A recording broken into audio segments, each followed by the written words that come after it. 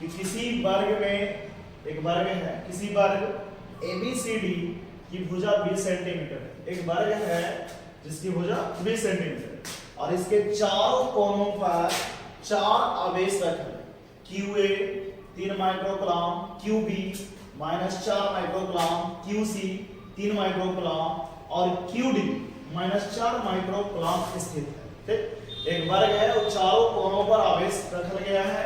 ठीक, और कह रहा है कि वर्ग के केंद्र पर रखे 1 नैनोकूलम, वर्ग के केंद्र पर 1 नैनोकूलम का एक आवेश रखा गया है। तो कहता है कि आवेश पर लगने वाले बल की गणना करें। बहुत आसान प्रश्न है, अगर एक लॉन्ग में ले जाइएगा तो बहुत लंबा चलता है, लेकिन शॉर्ट में रहेगा तुरंत बन जाएगा। तो क्वेश्चन आपसे कहता है, देखो ध्यान देना इस चीज को कि एक वर्ग है, समझो क्या है, एक वर्ग। ठीक, ये वर्ग है, देखिए वर्ग हो गया और वर्ग की भुजा का नाम दे रहे हैं, मैंने शीर्ष बिंदु का नाम दिया हुआ है ABCD और भुजा है बाबू 20 सेंटीमीटर। एक से कोई अभी दिक्कत नहीं, भुजा नहीं भी लिखेंगे तो कोई दिक्कत नहीं। चारों कोनों पर 3 माइक्रोकूलम, देखो यहां पर स्थिर है कितना, 3 माइक्रोकूलम, कितना है 3 माइक्रोकूलम, यहां पर लिख देते हैं 3 माइक्रोकूलम। ठीक, और ये प्लस में बाबू देखो प्लस में, तो प्लस में हो गया, लिख देते हैं प्लस में।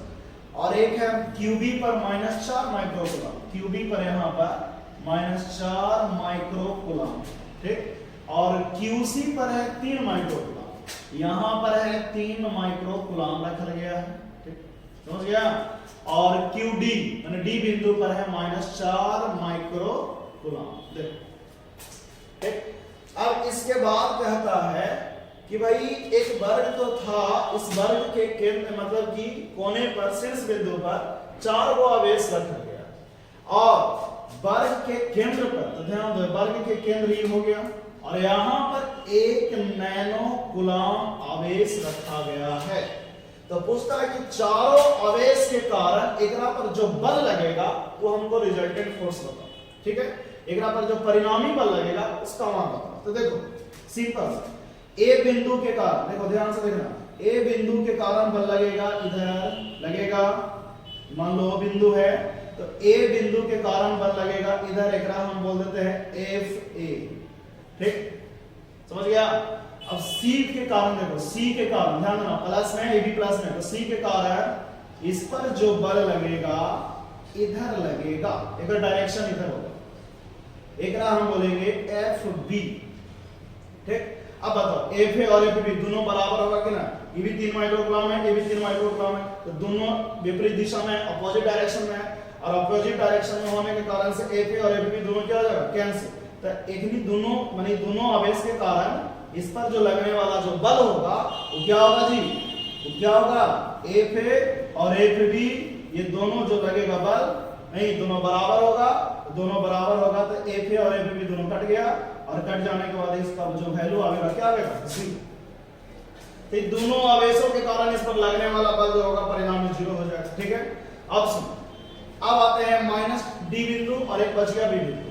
तो इन दोनों के चलते देखते हैं भाई, इस दोनों के चलते तो देखो D बिंदु के कारण O पर, D बिंदु के कारण O पर जो बल लगेगा, ई माइनस में ही प्लस में, तो ई इधर लगेगा बाबू, इसका डायरेक्शन इधर होगा और इसमें डायरेक्शन का सबसे बड़ा भूमिका होता है बाबू, रोल होता है, डायरेक्शन बहुत जरूरी है। तो डी के कारण एकरा पर लगने वाला बल होगा FD, जो इसका डायरेक्शन इधर होगा।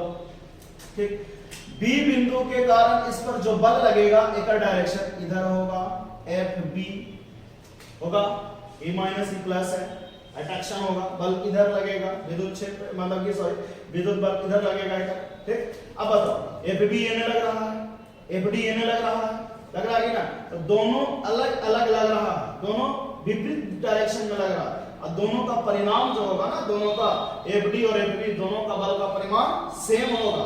इसका मतलब है कि FD और FB का बल जो होगा ये दोनों भी बराबर होगा और एक वैल्यू दोनों कट जाएगा यानी 0।